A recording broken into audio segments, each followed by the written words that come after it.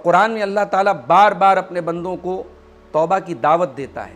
چنانچہ قرآن کریم کی ایک آیت جس کے بارے میں حضرت عبداللہ بن مسعود کہتے ہیں کہ یہ اللہ کے بندوں کو سب سے زیادہ امید دلانے والی آیت، یہ سورہ زمر کی آیت نمبر 53 ہے۔ اللہ نے فرمایا قُلْ يَا عِبَادِيَ الَّذِينَ أَسْرَفُوا عَلَىٰ أَنفُسِهِمْ لَا تَقْنَطُوا مِن رَحْمَتِ اللَّهِ کہ اے میرے نبی آپ کہہ دیجئے کہ اے میرے وہ بندو جنہوں نے گناہ کر کر کے اپنی جانوں پر ظلم کیا ہے، لا تقنطوا من رحمت اللہ، تم اللہ کی رحمت سے کبھی مایوس مت ہونا۔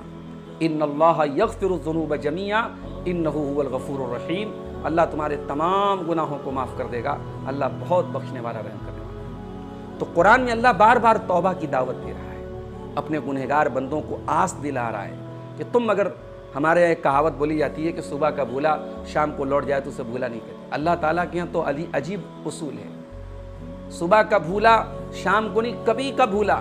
زندگی کا سب سے بڑا گنہگار بھی اگر اللہ کی بارگاہ میں سچی توبہ کر لے، اللہ معاف کرنے کو تیار ہے۔ بڑا مشہور واقعہ ہے بنی اسرائیل کے اس آدمی کا، بخاری اور مسلم کے اندر وہ حدیث موجود ہے، جس نے 99 لوگوں کا قتل کیا تھا، اور پھر اس کے دل میں توبہ کا خیال آیا اور اس نے پتہ کیا کہ اس دور کا سب سے بڑا عالم کون ہے۔ لوگوں نے بتایا فلاں کے پاس چلے جاؤ۔ وہ عالم نہیں تھا، راہب تھا۔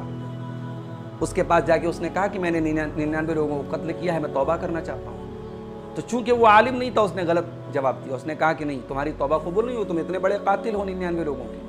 تو اس نے مارے غصے کے اس کو بھی قتل کر دیا، اب 100 لوگوں کا وہ قاتل ہو گیا۔ اور پھر اس کے دل میں توبہ کا خیال آیا، اور پھر اس نے پتہ کیا کہ اس دور کا سب سے بڑا عالم کون ہے، تو جو صحیح معنوں میں عالم تھا اس کی طرف اس کی رہنمائی کی گئی۔ اور جب اس کے پاس عالم کے پاس پہنچا اور عالم سے جا کے کہا کہ میں نے 100 لوگوں کو قتل کیا ہے، میں توبہ کرنا چاہتا ہوں، تو عالم نے اب جو جواب دیا وہ بالکل صحیح جواب دیا۔ اس نے کہا کہ کون ہے جو تمہارے اور تمہاری توبہ کے درمیان رکاوٹ بنے؟ اگر تم اللہ تعالیٰ سے سچی توبہ کرنا چاہتے ہو تو یقیناً کر سکتے ہو۔